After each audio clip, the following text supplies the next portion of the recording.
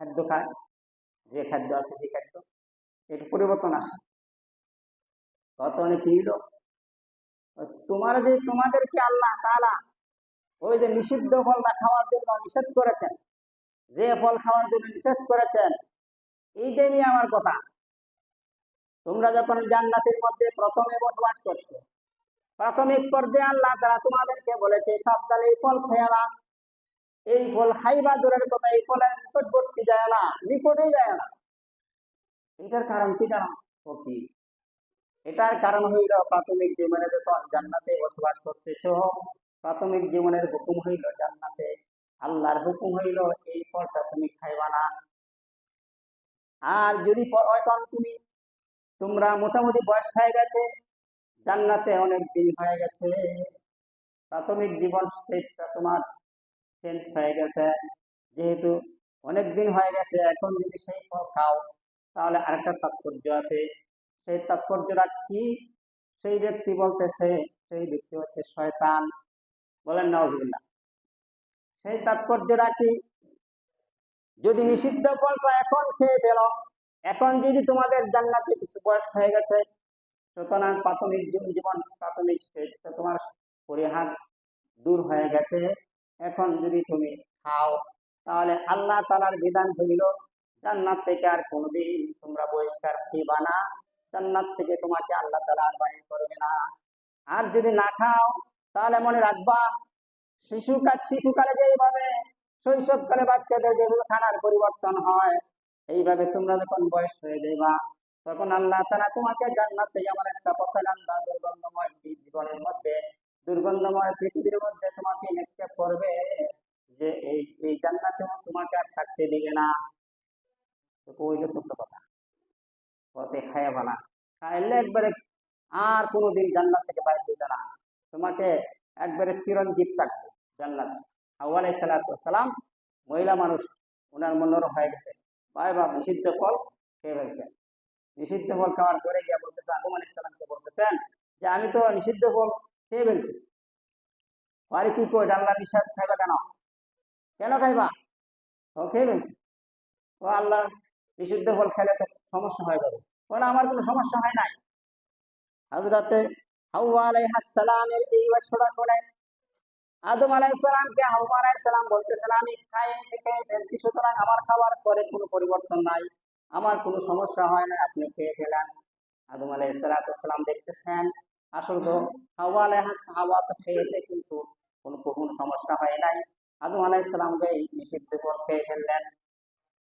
আদম আলাইহিস সালামও যেই খেলে আদম আলাইহিস সালাম নিষিদ্ধ ফল খাইলেন, খাওয়ার সঙ্গে সঙ্গে আদম আলাইহিস সালামের কাপড়, শরীর থেকে বেশি কাপড় গুলো খসে পড়ে গেল, আর বেশি কাপড় শরীর হয় নাই।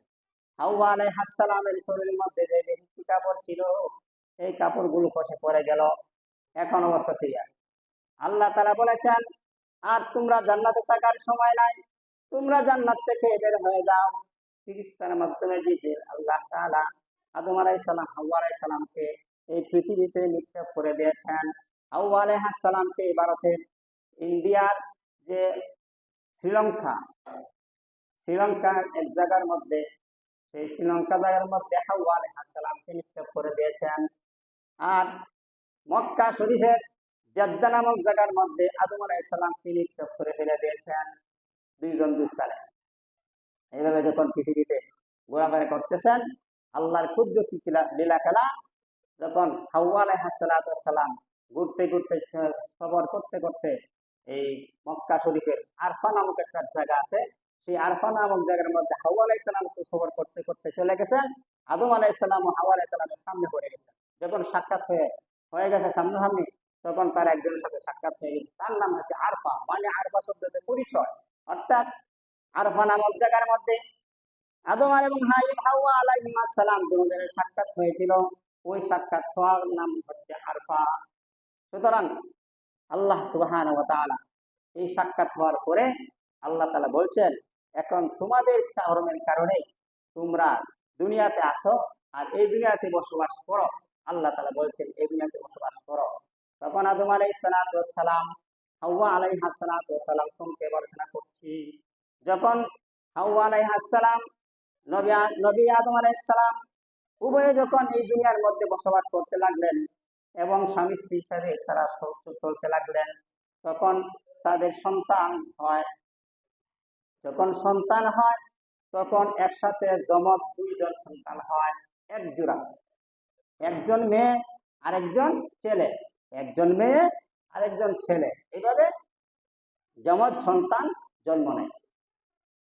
যমজ সন্তান জন্ম নিতে নিতে এক জোড়া, দুই জোড়া, তিন জোড়া করে একবারে 20 জোড়া পর্যন্ত আদম আলাইহিস সালামের অরসে হাওয়া আলাইহিস সালামের গর্ভ থেকে 20 জোড়া সন্তান জন্মগ্রহণ করেছে।